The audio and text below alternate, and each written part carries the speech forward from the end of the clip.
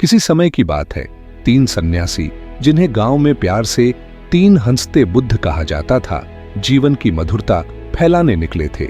न वे कोई उपदेश देते, न कोई शिक्षा, न कोई सलाह, बस अपनी आत्मा से गहराई तक उतरती संक्रामक हंसी बिखेरते रहते थे।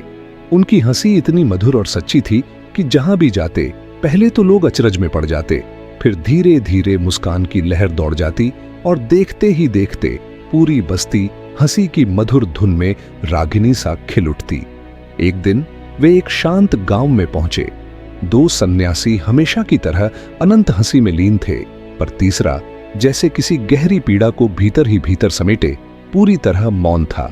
गांव वाले उत्सुकता से पूछने लगे, आज तीसरा सन्यासी क्यों नहीं हंस रहा? थोड़े समय बाद अचानक वह तीसरा सन्यासी अपने साथियों की ओर घूरता हुआ नजर आया। उसकी आंखों में एक अनकही उदासी के साथ उन शब्दों की गहराई झलक रही थी जो कभी अनकहे रहते थे।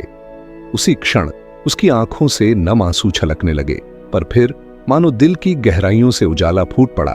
उसने इतनी जोरदार हंसी फूट पड़ी कि जैसे समस्त संसार में मधुर राग गूंज उठा।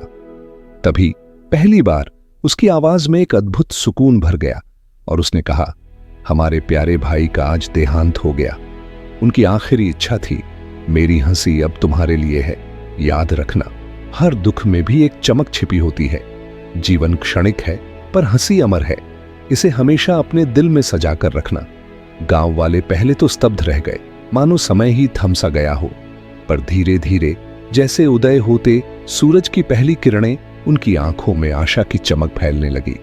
आंसू भी बहने लगे, पर साथ ही चेहरे पर गहरी मुस्कान की झलक नजर आई।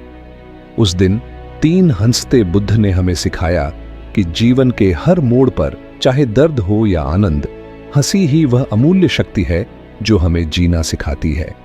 उनका संदेश केवल शब्दों में नहीं था, बल्कि उनके अस्तित्व में बहता एक अनंत प्रेम, हंसी में लिपटी उमंग और जीवन को पूरी तरह जीने का अद्भुत उत्साह था। हंसो, जियो और जाने दो, यही है जीवन का असली रहस्य, एक ऐसी धुन जो हर दिल को छू जाती है।